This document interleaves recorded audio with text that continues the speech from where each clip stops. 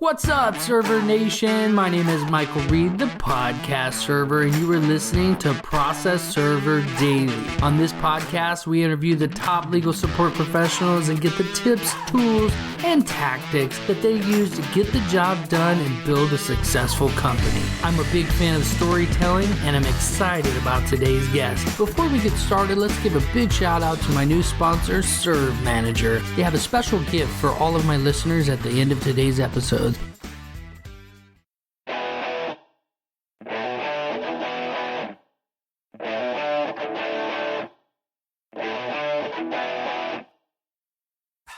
Okay, Server Nation, our guest today is a retired FBI special agent in charge. He is the host of the live stream talk show, Crimes and Times. He's the president of Spirit Asset Protection, LLC. Michael Tabman, welcome to the show. Hey, thanks for having me. Michael, it's been great. Michael, tell us a little bit about yourself and how you got started in this industry. Okay, well, I have a 27-year career in law enforcement. I was a police officer for 3 years, and then I was with the FBI for 24 years. Retired a little over 10 years ago. And actually, I didn't really have a business plan. I just kind of put it out there, threw a few things to see what came back. And I was trying to sell some business services that I'd done involved with the FBI, more of an internal auditor. And I wanted to do more of that work. But I would sit with people, kind of discuss what I'm doing, and they would be staring at me, and they're looking. And I finish my speech, and they go, "But you're FBI, right?" And I say, "Yeah." They say, "I got something I want you to do." So it's kind of like Michael Corleone. I want to get out, but they keep pulling me back in. So I said, all right, obviously I need to maintain the course. So I opened Spirit Asset Protection, security consulting. I do a lot of pre-employment screening, a lot of internal matters. My clients are corporations that, one, obviously do a lot of hiring. Two, have internal matters, whether it's poor performance issues or theft. Workplace violence is a big issue now, training them, helping them write their policies. And then I do a lot with law firms, again, helping them put their case together. We do a little strategery and finding witnesses. And then sometimes I'll outsource my process serving to have witnesses served. And then we'll get people interviewed and help them prepare reports. Well, I appreciate you outsourcing that. Well, at my age, I say, I think back when I was a young cop, I used to drive around 7-8 hours maybe, jump out of the car, chase someone down, make the arrest. Now I'm in my 60s. Take me quite a while just to get out of the car. So I think, man's got to know his limitations. That's good stuff. So I'm just curious, Michael, what was your first job? Did you go to school and then get the FBI thing right away? No, actually, I went to John Jay College of Criminal Justice, New York City. And when I graduated, this would be in the late 70s, New York City was having a financial crisis. If you think back to 2008, 2009 nationally, New York City was going through that. The famous headline, I think it was the Daily News, was "President to New York City dropped dead," meaning they weren't getting a federal bailout. So there are very few jobs going around. So I moved down to the Washington, D.C. area, and just through some circumstance, I wound up in this place called Fairfax County, Virginia. And I landed a job with the Highway Construction Department just as a trainee, which was pretty fascinating work. I really enjoyed it. And I said, hey, if something happens, I don't get into law enforcement, I'm going to stick with this. It was really a lot of fun. But one day I took a bus ride into Fairfax City, not knowing there was a city in the county. And I just stopped the first cop I see. And I said, hey, where's your police headquarters? And he points out to it. So happens it was Fairfax County. I walk in and I ask for an application. And the girl behind the desk says, well, look, the guy over there, that's our recruiter. He's walking by. He's from New York. Maybe you want to go talk to him. Because the accent is pretty obvious. So I go over to the guy. He's like, hey, yeah, bada bing, bada bing. We start talking. And next thing he says, look, I got a test coming up tomorrow. You missed the deadline, but just get in here. I'm going to sneak you in. I like you, man. That New York thing going on.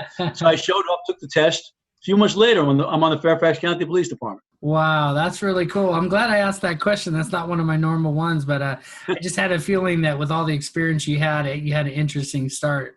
That's really cool. So, Michael, we kind of go through the good, the bad, and the ugly, and I like to start with the ugly so we can end it on a positive note, right? Right. What is your worst experience that you've had in your career, and whichever one you would like to share? Oh, no, that's an easy one, and anyone who Googles me will probably see where I would fall on that one. I remember when I was a special agent in charge after a long career in the FBI, I was giving a speech to a bunch of law enforcement leaders, chiefs of police. And I was talking about management. And I said, I don't really strive for popularity as a leader. And I always have trouble with leaders who did. They had trouble making decisions. I said, I always don't worry about how popular I am. But what I wouldn't accept, what would really bother me if I was ever accused of or thought of being or doing something unethical. And then 2 weeks later, I'm facing charges of being unethical. There was an accusation against me. I was being accused of retaliation against an employee who I had disciplined for insubordination. And he claimed to be a 9/11 whistleblower, which he wasn't. But anyway, that, was just the political times. So the wrath of the FBI started coming out after me. And it was very painful to, 1 minute be doing a job and the next minute to be accused of, immoral conduct, especially someone who spent his career trying to, exemplify ethical behavior. So that was kind of painful. Eventually, they dropped it. The issues came out and they backed off, and the FBI didn't drop anything. I had a hearing scheduled before I retired, and they just backed off from it. But to have gone through all that, to have that accusation, that shadow hanging over you, that was very ugly. That was kind of painful. Yeah, those kind of situations can be, and we can learn a lot from those situations. Though I'll tell you, whether it's in business or whether you're employed by someone else, you end up learning sometimes things the hardest way. What do you want Server Nation, Michael? What do you want them to get from your story? Well, people might ask me, "Did you regret what you did or anything like that?" And I say, "No, I just wish the system had worked." Because I did everything right. I documented it, and I got the advice of legal counsel before I did anything. All the things you had to do to make it right, yet it still backfired, at least at the time. So follow the rules, follow your heart. Don't get goaded into doing something out of anger. Many of you guys are probably armed. I say be careful. Let your ego sit in your back pocket. I think about the incident in Florida now, where the guy gets pushed down and he takes out his gun and shoots. All right, maybe he won't have to answer that under stand your ground. And maybe I'm veering off your subject, but I looked at that and I don't think that shooting was justified. But most of you are young guys and girls, kind of in a macho type A personality environment. Don't let that get the better of you. And the story I always think of in telling that story is when I was a young officer, getting the advice from the older cops, and they wanted us to carry our weapons off duty because you always had the authority. They said, except when you go out at night, you go to a bar, you may want to think about it. For the very reasons we just discussed. It was mostly men. We had some females, but not many back then. Young men, alpha males, got that macho thing going on. You're drinking, you're around women. Someone may push you down, and your first instinct is going to be to protect that ego of yours. Next thing you know, you're in massive trouble. Yeah, and you don't want to shoot somebody. You get in a situation where you end up having to pull that gun. You're trained to use it, and that's a terrible situation, especially in some kind of a bar situation. Yeah, exactly. So, again, just going back to that story, though, it doesn't really seem to be a great analogy. Just follow the rules, right? Maintain your cool. And if you can't serve someone, if they're getting hostile, there's always tomorrow. That's right. That's good stuff. So, Michael, tell me, what is your greatest experience, maybe your biggest win in the investigative space, or your biggest win in your career? The biggest win would have to be the case that put me on the map when I was working in narcotics in New York. I was fortunate to land on the squad. We worked out of the Queen's office. If you're familiar with New York City, we call it the Queen's Resident Agency over in Jackson Heights. At the time, I was on the NYPD FBI Drug Task Force, and we were targeting Colombian cocaine.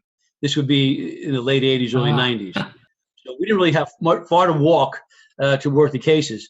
And that experience and this particular case I'm going to mention was the motivation behind my second novel, Bad Intent. That was about my years on that task force. Because we were running and gunning. We were doing everything. Wiretaps, informants, sneak and peek search warrants that many people haven't heard of. All the things that you hear about. And then we're doing raids 2-3 times a week. So we're very active, very busy squad. We were kind of the big dogs in the FBI at the time. Everyone knew us. We had the big cases going on. So, we walked around, our chest puffed out, like that. Showing our feathers. So we're working the cases, and then this case landed in my lap. It was called Sawbuck, and it was a money laundering case, a drug money laundering case that we got from the organized crime section. It's actually a squad I'd worked on when I was on OC, and the guy was a small-time mobster, and he was supposedly laundering money for the cartel. And the organized crime squad couldn't make heads or tails of it. They said there's nothing there. We couldn't do it. So management got a little frustrated and handed it over to the drug squad because they felt we might be a little more adept, not because we're better agents, but just because of what we do. It's a different type of work, maybe required a different type of investigative approach than organized crime did. So my partner and I, a New York City detective, went out there, just beat the bushes, and we put together this humongous case, not on our own, with the help of the squad and other officers, that after about a year or so, maybe a little more, more than a year, culminated in a nationwide takedown of hundreds of people. My main guy, who was working the Diamond District, who was a money launderer, had gotten wind that something was up, and he fled that evening to Switzerland. And I know in his mind, I won't be extradited, but he was wrong. And we called Switzerland that night, and the Swiss police were waiting for him at the airport, took him into custody, and in no short time, he was back in the United States. And I haven't checked on it, but he's probably still in jail, having received 660 years as a sentence. Jeez. Even if he gets half of that, he's going to be in there for 300 years. Yeah. He's dead. So that's a great story. I mean, being able to get in, all the experience, we could probably talk for 10 hours just about the different situations you found yourself in, but that was a big win. You say it put you on the map. In your experience, like as a law enforcement officer, like if you get a big win like that, all of a sudden, is that what gets you promoted, or? Well, they'll never admit that, but yes. The truth is, the FBI, like other organizations, but I can only speak to the FBI, a lot of politics there. So I was at that point where I was looking to get promoted, and you have to get noticed. All right, people at headquarters will see this case. You go to headquarters to make a presentation and meet your bosses. Your name gets around. Then there might be somebody say, hey, that guy Tabman, he's all right. He did that big case. Maybe think about him. So, there's a lot of politics, a lot of glad handing going around to get yourself promoted. A lot of game playing. That's who you know. Yeah, so you got to learn how to do it. And I got better on it as my years went on. So. Yeah, I can see that with having your own show and everything. Yeah, you got to be able to talk to people and put yourself out there and maybe take some risks every once in a while and calculated ones. So, Michael, tell me, that's awesome. Your greatest experience, what it tells me is like get out there, get the experience you need.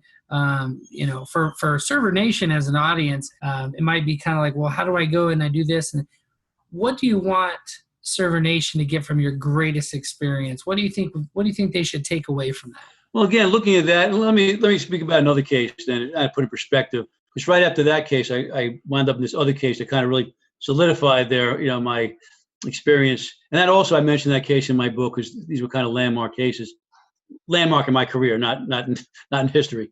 We were working a case on, again, a suspected drug dealer, money launderer, but we had gotten his name or identified him through an undercover operation that was going on somewhere else. So we couldn't compromise the undercover operation. So we had to build what we call the parallel case. Just start with him and no information and make a case out of that. So my partner and I, the same partner, as a matter of fact, went out there again, started beating the bushes, and we put together this really good case.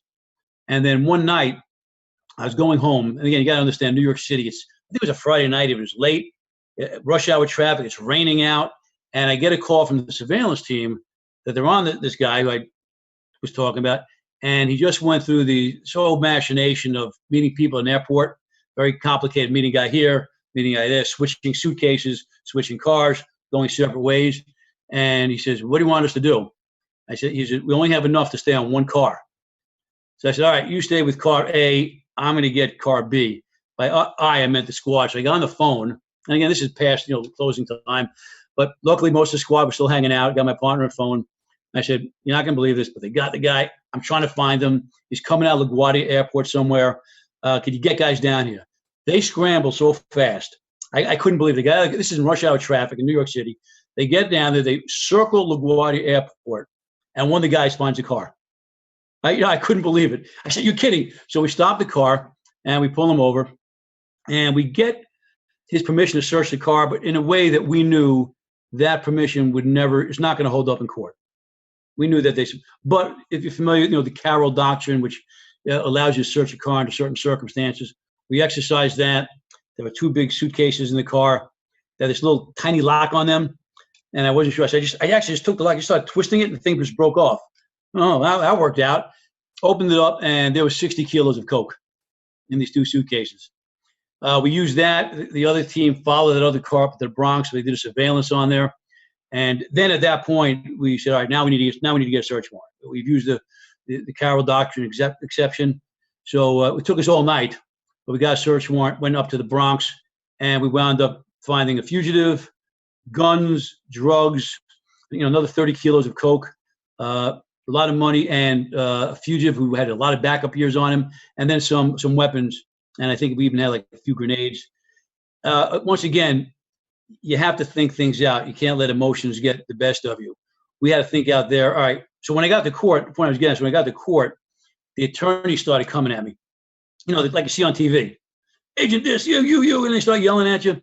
And in the FBI, especially in narcotics, we didn't testify a whole lot. As a cop, I'd always testify. Traffic tickets, you arrest someone in a fight, they're always going to court. In narcotics, they very rarely went to court because by the time we had you on wire, on video, doing a hand-to-hand with an undercover agent. We had your fingerprints on the money, on the drugs. There wasn't a whole lot to go. So we didn't testify a lot.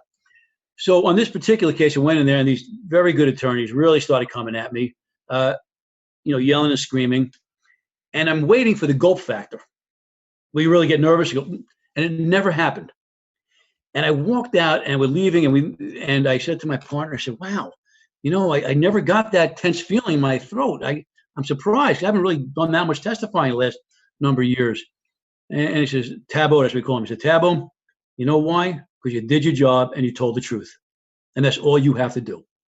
That's my message in a very long-winded story to you. Do your job and tell the truth. So, Michael, some ideas came to my mind as you were talking about some things that we have to ask. I have to ask. Okay. First one is, I heard an attorney told me something. You can tell me what you think about this because it relates to your story. Is he said when you testify in court, it's yes, no, and I don't know. We've heard that too, and I agree with that. One of the things that I've always heard, you never say not to my knowledge, and I've played with that one a lot because sometimes you're just trying to clarify that you're not lying, but it may not be something you know. For example, if you ask me right now, is it raining outside? I don't know. I'm sitting in my basement. I don't know. But I'm going to say, not to my knowledge, because when I came in 10 minutes ago, it wasn't raining. So I can say no, but I don't really know that for sure. That would be, so I can say, I don't know. Or I can say, not to my knowledge, I don't hear it. It doesn't look like it is. But I can't say for sure. So I think we have to be a little flexible. I agree with the attorney in principle. I do. Yes, no, I don't know. One of the funny things that happened, matter of fact, on this last case, when I remember I was testifying, because I was on there for quite a while, a defense attorney asked me, what was agent so-and-so thinking at that moment? And I said, that's what I did. You want to laugh, but I said, I don't know. You have to ask agent so-and-so. And then the judge, who was a really good judge, well respected, said, agent, meaning me, answer the question. I said, Your Honor, I can't speak for agent so-and-so. I don't know what he was thinking. He said, okay. And that was it. I think he just wanted, I guess he found my answer maybe flippant, which I didn't mean it to be.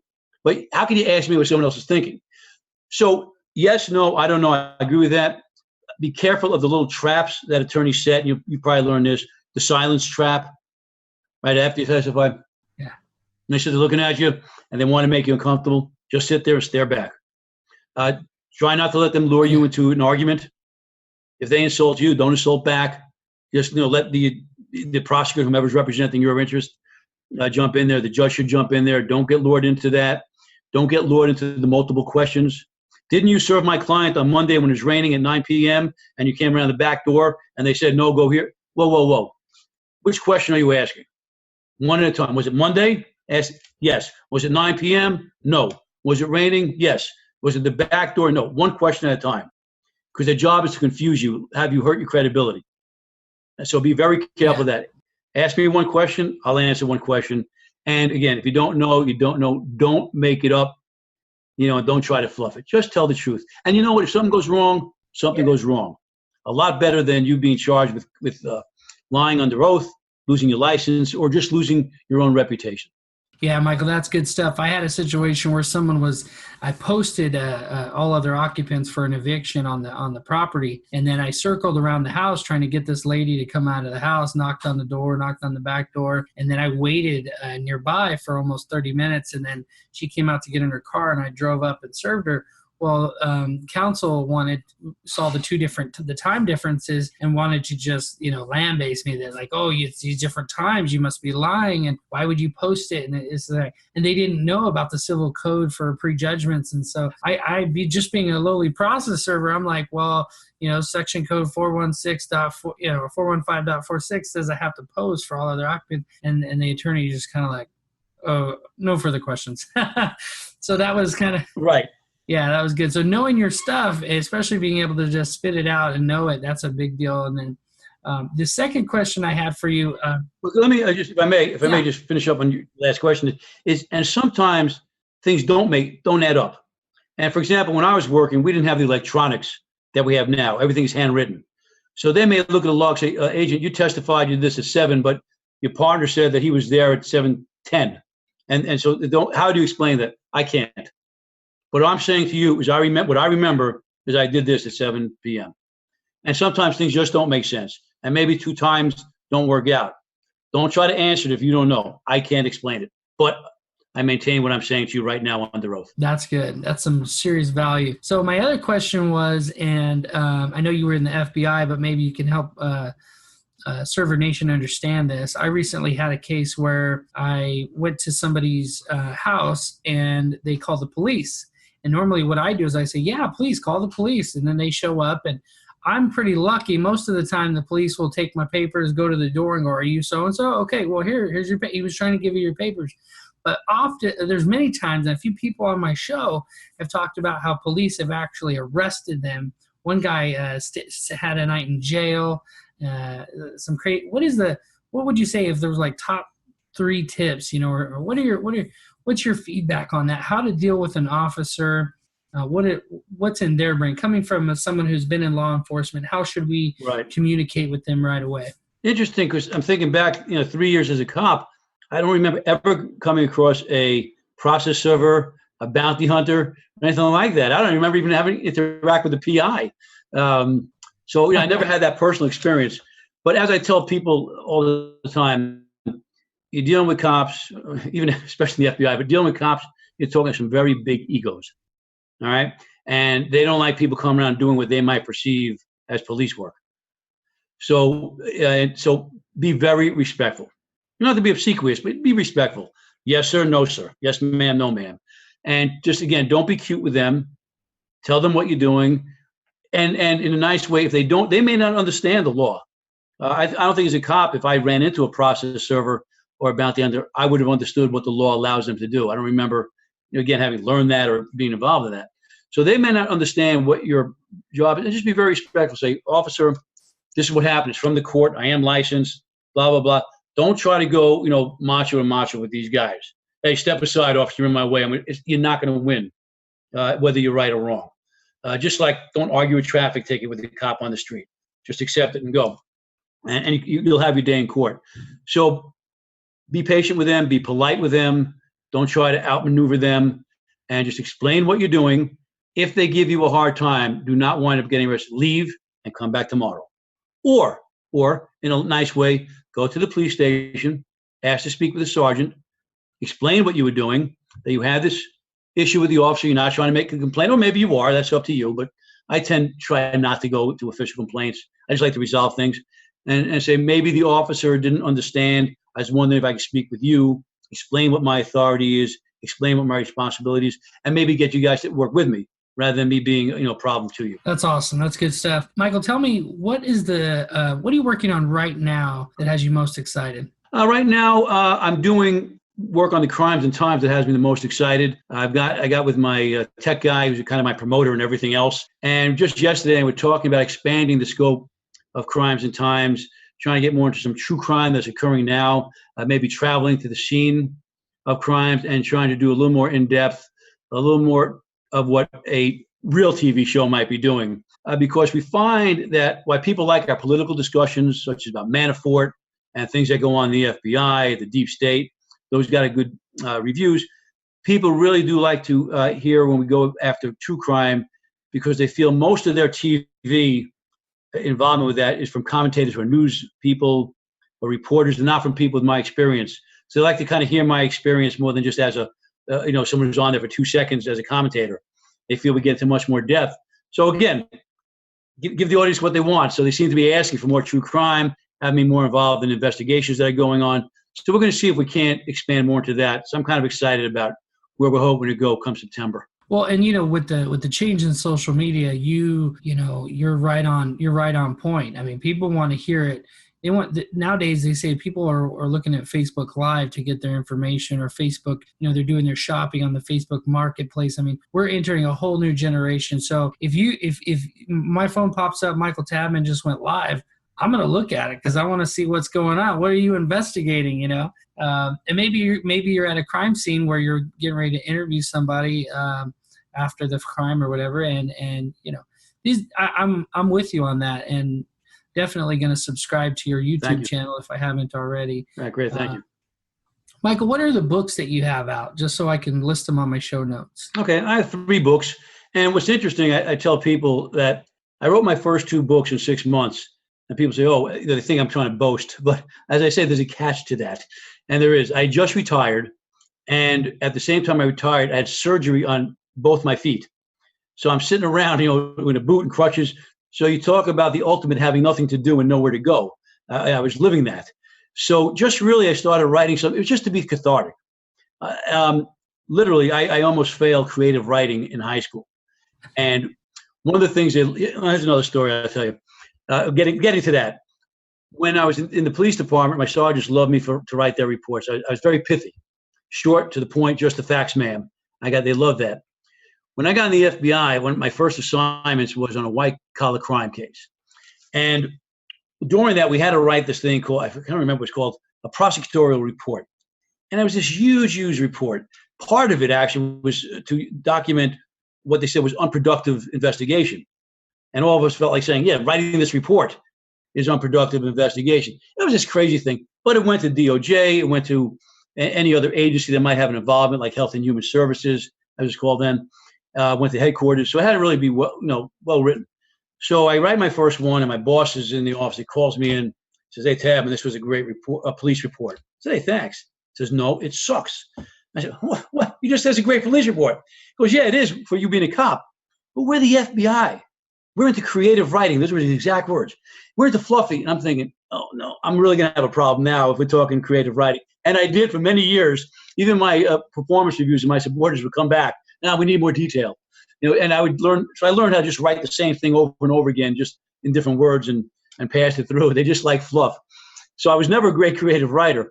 So my first book, called Walking the Corporate Beat, is a lessons learned book. It's nonfiction, lesson learned.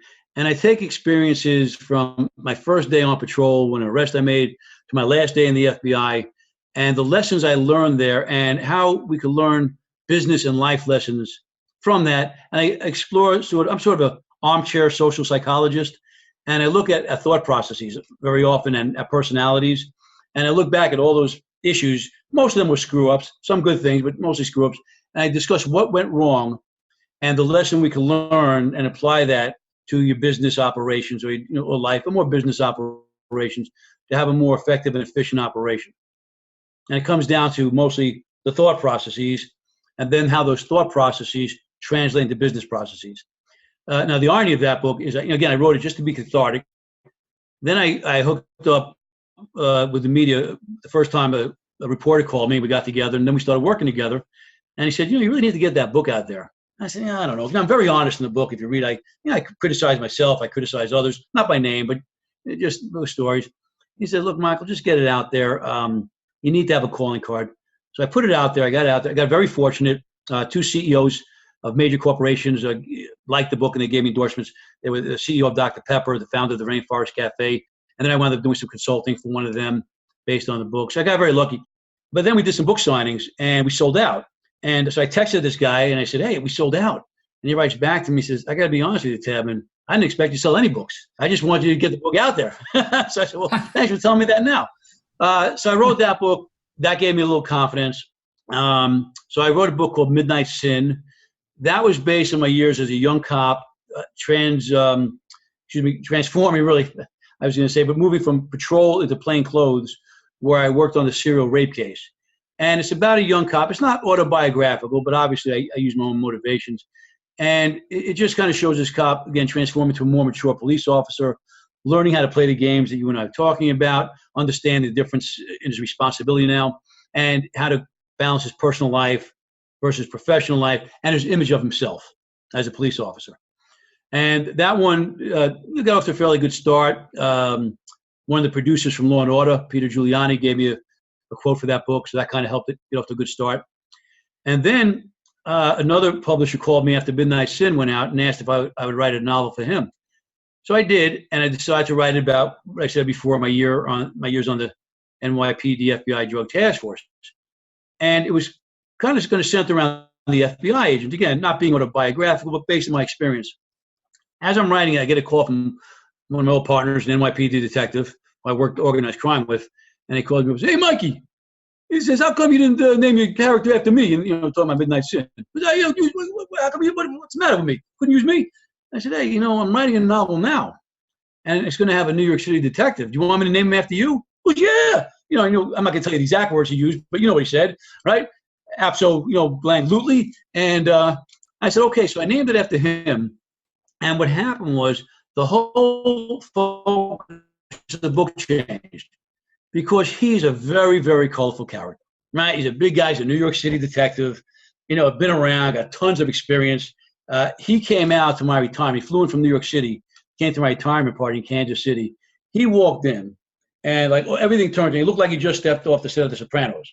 All right, and he comes in and word starts going around. And I have all police chiefs there and heads of law enforcement agencies, and word's going on. There's a New York City detective here. There was a line to go talk to this guy. All right, that's just the aura of him. I had a guy from the CIA. He didn't get half the attention the New York City detective got. So he's such a colorful guy that my book really started to focus on him, and he became the star of the show. And it was just really about working this case, but more about our relationship that has now been more than 30 years. And we really haven't lived in the same city for many years, but we still get together once a year. We still talk to each other, just from the bond of having worked together really for a short period of time. That is so cool, Michael. I'm so honored to hear the process. A lot of times when I ask people about the different books that they've written, they say something like, this name. Yeah. And you really had a good little synopsis there of of how they came to be and stuff like that. And I'm not a super big reader. I'm writing books and I'm blogging and the online internet marketing and doing all this stuff. But the reading of, I'm actually intrigued. I'm probably gonna have a brother-in-law who just became an officer in the Stockton PD, and so I think I might buy your books for him. Great, thank you. I'll never turn that down. I also writing my books. Believe me, I didn't quit my day job. So. Right. And producing content, just for my listeners, when you go out there and you're doing all this stuff during the day, when you produce a book or a course or anything online, it's going to keep working for you. And so you just keep doing your day job and have something on the side. It creates a nice little supplemental income, especially if you put yourself out there. And so that's really cool, Michael. I appreciate the feedback on that. You guys can go to processserverdaily.com. /podcast and see Michael's show notes for links that are going to go directly to his books to be able to purchase them. Michael, tell me, what is your favorite, what episode should Server Nation go watch first of Crimes and Times? That's a good one. One I like, and unfortunately we had a little bit of a technical issue there. The volume of my mic was kind of low, but one I like was Undercover. I have two Undercover ones. One was with the guy who infiltrated Hell's Angels. That one everyone will like, very popular. He also does movies, so he's well known. But I have one with a guy named, we call him Big Jack. He and I worked together for 7 years on the Drug Task Force. He was our star undercover agent. And I had him on talking about not just the work he did for us, but he infiltrated the mob. He infiltrated corrupt cops. He was just a natural. And he was this guy, he was about 6'4", and I'm not exaggerating, close to 400 pounds. Obviously out of shape, but he's a huge guy. So no one ever made him for a cop just because of his appearance. Everyone thinks a cop is being buff and in shape. So when we'd arrest people and he'd show them the badge, they were like, well, "You're kidding me." But the reason I want to do that is because he and I have such a history together. And he really gives a good understanding of what it takes to be an undercover agent. It's not what you see on television. You don't just show up and act a certain way and they accept you and you make a drug deal. It doesn't work that way. You'll get yourself killed if you try doing stuff like that. So again, I will warn, volume on my side is a little hard to hear, but turn it up. You can hear it. But that's a really good indication of the kind of commitment it takes to be a good undercover agent.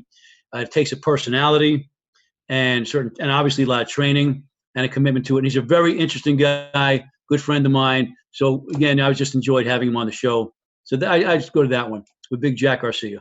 That's awesome. So, Michael, we're going to take a quick break to thank our sponsors, and then we'll get right back to it. I got a couple more questions, and then we'll wrap things up. Server Nation, imagine what you could do with another 25 minutes per job. This is how much time process servers who use Server Manager are saving. At just 100 jobs per month, that's over 40 hours that can be spent growing your business or doing more important things like spending time with your family. From job creation to affidavit generation, Server Manager is full-featured and hands down the most intuitive process serving software on the market. I use it for my business. I think you should use it too. In my firm, it's important for me to be able to automate the systems that get things done. Serve Manager has done just that with their API integration, where you can set up literally any app that integrates with Zapier will integrate with Serve Manager. I love it. I have set my whole firm up. Go to processserverdaily.com/Serve Manager to get your free trial. If you like it after the 14-day free trial, they've offered to give you another 60 days for free as a thank you for being a Process Server Daily listener. That's processserverdaily.com/Serve Manager. Okay, welcome back to the show. Michael, what is your favorite skip trace tactic? How do you find folks? I don't do a whole lot of that in my work, but I think the best way, go to the databases, save yourself a lot of time. It might be more fun to go out there and interview people and try to follow people, but given today's technology, you're going to find them a lot faster and a lot cleaner and a lot cheaper. Go to your databases if you can, as your number one option. Michael, how did you find people back in the day? We follow someone else. That's how we did it. We used antiquated techniques. Pen register maybe. We'd sometimes try to tap into someone's beeper. It wasn't a pager with digital stuff. It was just a tone that went off. When it went digital, that was major for us, that technology back then. So we try to clone things, intercept communications. But when you work narcotics, you just follow somebody day in and day out. That's cool. Michael, what is your favorite tool for defense? Well, these days, my favorite defense is to stay away from trouble at this stage of life.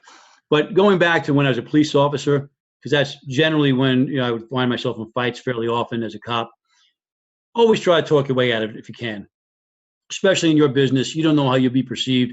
You may think you're doing the right thing, you're standing your ground, or exercising your authority, but you don't know how that'll be perceived by an officer, a court of the law. Best thing to do is avoid it. Talk your way out of it. Try to get cooperation. Not suggesting you shouldn't defend yourself or someone else, but if you can avoid it, I'd avoid it. But when I was an officer, other than talking, I didn't really count on many tools because we didn't have many. Again, the gun was the last option. And the only tool we carried mostly was the baton. And that was kind of awkward. You didn't want to be seen swinging the baton, even though sometimes you had to, but it always looked very aggressive. But we used a baton. Are you familiar with that? No, I don't carry any batons. What is that, like a short one? Yes, it's a very, very small one, only a few inches long, very hard plastic. And we used it for pain compliance. So you place it on certain spots like the wrist and apply pressure. And if we have time, one quick story I'll tell you was, we use it often to try to get people out of the car or to arrest them. One time I couldn't get a guy out of the car because the guy is holding on to the steering wheel. And so my partner walked over, and he and I trained a lot on the days off on techniques and self-defense. And he took out his baton, and I placed my hands around his head in a method he and I had practiced. And we did it at the same time. We gave ourselves a signal. He applied the pressure. I applied the head movement. And this guy came flying out of the window. Nothing I ever expected. I started backing all the way up. Luckily, I was able to turn him around and get him on the ground first. But the right procedure, and it worked beyond that wildest imagination. He just came right through this window. I don't know how he fit. So mostly pain compliance, but we try to stay away from big things, and certainly lethal force, last option. Good stuff, Michael. What book would you recommend other than your own? Right. If you like police stuff, and remember, I'm older than most of you guys, I can't help but not think of Joseph Wambaugh. he was sort of the seminal writer, the police novel, the police detective. So the Choir Boys, the Onion Field, those are books I think about having read when I was a young cop. I look at that again. It started the movement. I think about the TV shows now that are out there. They're just so unrealistic. It's beyond to me just sort of the license of entertainment. So I stay away from the modern stuff because it gets silly. So I'm going to recommend Joseph Wambaugh's books for people who want to sort of read the beginning of the police novel. That's awesome. I'm actually going to link that book as well. Michael, this next question gets a lot of my guests, but consider you're just starting your business. Let's say you're starting your asset protection business. How would you build it up to the one it is today? So that's what this question is referring to. What would you do if you woke up tomorrow with all the same skills and knowledge, but you didn't know anybody and only had $100, a smartphone, and a car? How would you regrow your business? That's a tough one because most of us, when we start a business in retirement, we do it with the plan of relying upon our reputation and rely upon the contacts we made. So when I retired, people knew me. They knew who I was. I was able to get some contacts and get some business. But having said that, I will tell you this, my biggest bonus that came about one night, it was actually a Friday night. It was my youngest son's bar mitzvah. And it's Friday night at the temple. And that's open to the entire congregation. It's not a private party. And we're sitting around. I'm just talking to some guy who happens to be standing next to me. And he says something, and I talk to him, and we get this long conversation. He says, wow, that's really fascinating what you're trying to do. Because I just was I don't think I even licensed my business. I was just kind of feeling it out. And he said, that's great. I want to introduce you to somebody. And he introduced me to somebody who then introduced me to somebody. And I made speeches at their groups. And that really got my business started. And it was built upon, again, they knew people who knew me, but that was where, so schmooze. Okay, that's my thing, schmooze. Go out there, get yourself a nice professional business card, get yourself a nice website. You have to have one. Even though no one visits my website, it's all word of mouth. I still pay someone to maintain it, make it look nice, just in case. Gives you credibility, and give free speeches. Offer to speak at groups. Come up with an interesting topic. Count on your experience. Get yourself out there. Get your name out there. Be personable. Interact with people. Try to get yourself on television, which is hard to do if you don't have any experience because they want someone as a name. But try to get yourself interviewed. Contribute to a magazine. Write an article. Write an editorial. And just talk to people and get your name out there and be patient. It takes a little time to get traction. But whatever you do, what I don't suggest, don't go into business under leverage. Don't borrow a lot of money and be waiting for it to come because you can wind up in a world of hurt paying back that money.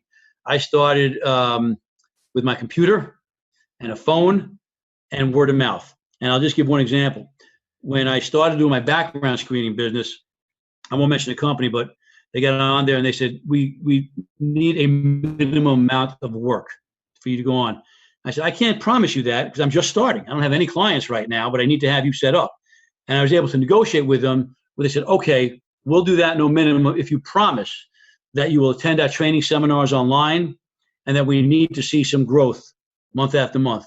I said, you got it. So they gave me about 60 days and I never had to get into that minimum with them because within that time I was able to get clients. But again, I did go around to people I knew and people who were able to introduce me. So I wasn't really operating totally in the cold. Yeah, that's really cool. Contacts, I always say, and I'm not the one who said it as a quote, but that your network is your net worth, equals your net worth. I agree. And I just want to stress on that, don't get into these long-term contracts. We have minimums. Be very wary of those contracts. You should be able to negotiate around them because you're going to wind up really struggling when those bills come in and you don't have business coming in yet. Yeah, those minimum contracts. Yeah, that becomes very difficult. So, Michael, tell me, what is the greatest advice you've ever received? Okay, this is a good one. I'm surprised I thought of this so quickly. I was graduating John Jay College, and a friend of, I think, my parents was a retiring New York City police executive, very high up that. I don't remember how high, but he agreed to meet with me, knew I was embarking on my career in law enforcement. We're just talking about things. He says, son, I want you to remember this. Nobody cares about you except your mother. All right? Very hard advice, but I really took that to heart. And keep that in mind. No one really cares about you when you're out there. You have friends, you have bosses who like you. Everyone's going to put themselves first. You lead that charge against something, the next thing you know, you're standing alone. And I mentioned a lot about that in my first book, about that. I'm right behind you, and they never are. So don't count on people doing what they say. Hopefully they will, but no one cares about you except your mother is the best advice I could give. And that comes from having gotten that advice probably almost 40 years ago. I love that one. That's so different, but it's so true. That's crazy. I got your back, and then you turn around and where'd he go? Yeah, that's right. You'll see that happen a lot in your career. Awesome. Well, the last thing I have here is what is the best way that we can connect with you? How can Server Nation keep up with Michael Tabman?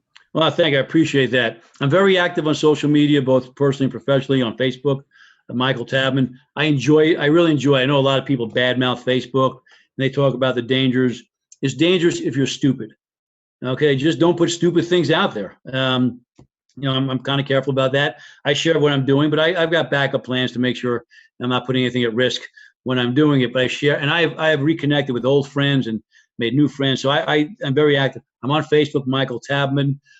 Crimes and Times, Michael Tabman Crimes and Times is on YouTube. I would ask everyone to go become a subscriber. That helps us in trying to expand that platform. Right now, we're doing reruns until around September. I'm just off for the summer, doing other things, as most of us are.